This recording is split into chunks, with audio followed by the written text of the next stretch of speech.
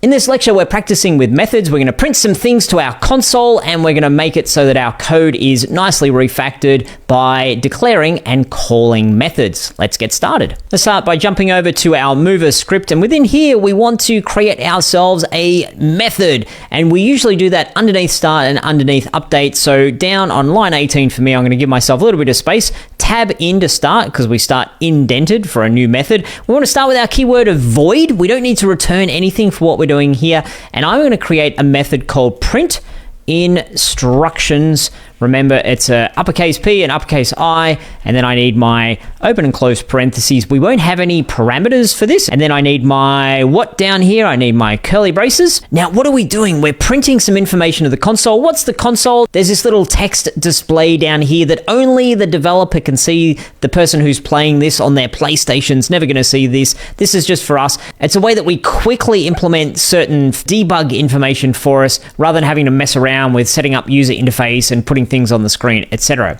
So it's a bit of a developer tool using the console. Now, I'm going to start by typing in debug.log. We need our parentheses, and this is looking for a string, and we know strings need our quotation marks.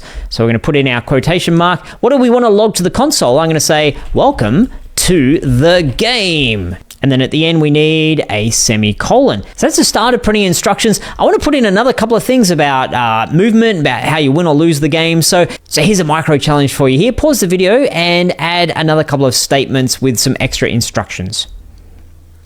Okay, new line. What I could do is copy this line. So highlight, copy, paste, and then paste again. That's kind of the cheaty way of doing it. It's not too bad in this instance. I'm going to delete the content. What am I saying? Move using arrow keys or WASD. That seems pretty straightforward. And then, as I said in one of the early videos for this project, the way you win or lose is by not bumping into the wall. So don't bump into objects. I'm going to hit save.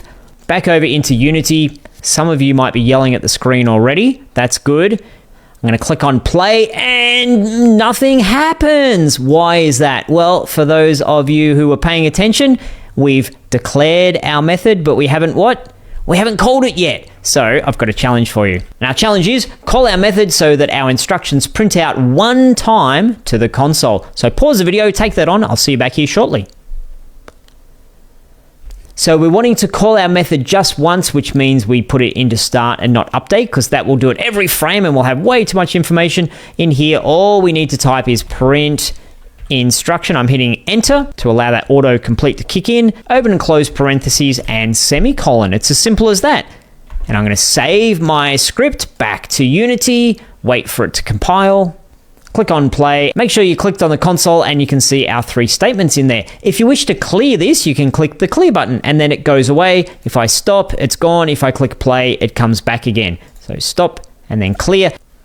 So you might be looking at this and saying, hey, couldn't we have just taken these three statements, instead of putting them in print instruction, instead of doing all this method nonsense, we just go like that?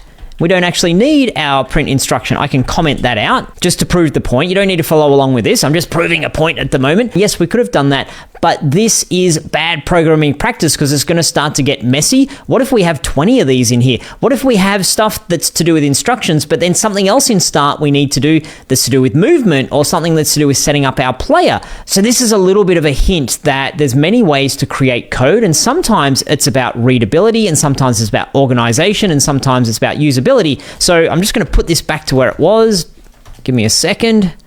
Back down there. Why did we do this? One reason is this is a lot easier and cleaner just to look at my script and say, what's this script doing? Start print instructions. Oh, yeah, I understand that. So it's easily readable. It's cleaner. I'm not having to wade through this debug.log. Welcome to the game. What's that all about? Why am I doing that? Oh, it's instructions. Like, it's just having a summary of it is a lot cleaner and quicker. It also means we can use it in multiple places. So what if we wanted to print the instructions when you bumped into a wall, or print the instructions if the player hadn't moved for for 20 seconds. So by creating this as a method, we can easily just call this method here and call it there and call it everywhere if that's what we want to do. And so there's one more place in here that we can create ourselves a method to tidy up our code, and that's with all of this code that's sitting in update. It's the same as I was saying before. If we have all this just random statements in start, it can get messy. If we have all these random statements in update, it can get messy as well. So underneath print instruction, I'm going to create a new method. Let's do this together. It's going to be void, no return type needed.